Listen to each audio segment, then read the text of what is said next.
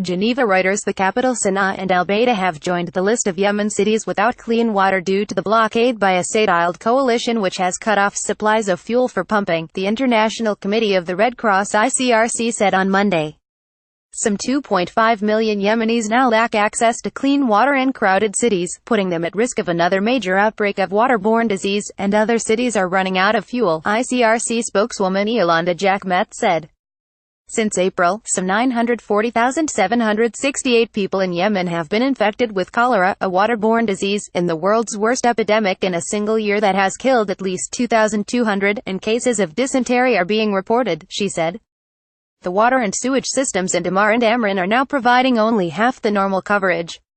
Jaquemet added. The Saudiled coalition closed all air, land and sea access to Yemen on November 6 following the interception of a missile fired towards the Saudi capital, saying it had to stem the flow of arms from Iran to its Houthi opponents in the war in Yemen.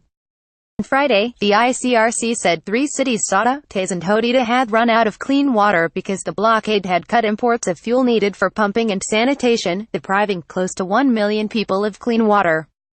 Today, Sanaa and alBayda joined the list.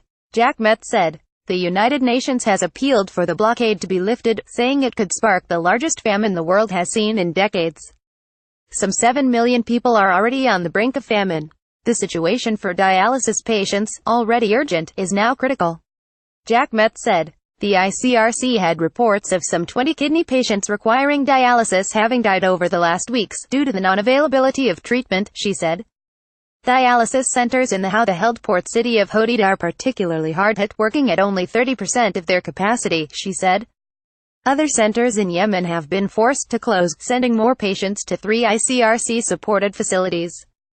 Given the current state of supplies, it is expected that dialysis centers in Ibb, Taiz and alBayda will soon be forced to close, leaving close to 1,000 patients without the sort of treatment on which their lives depend. Jaquemet said. Reporting by Stephanie Nebahay, editing by Tom Miles and Richard Baum for the Hour Standards. The Thomson Reuters Trust Principles.